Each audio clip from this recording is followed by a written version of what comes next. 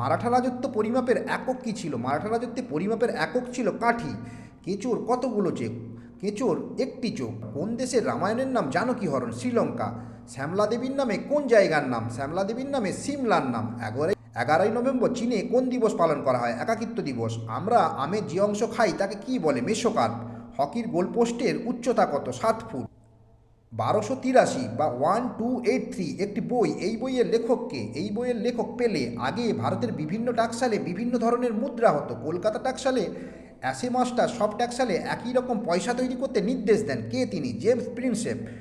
গোয়াতে jumping chicken কোন জিনিসকে বলে? ব্যাঙের মাংসকে বলে।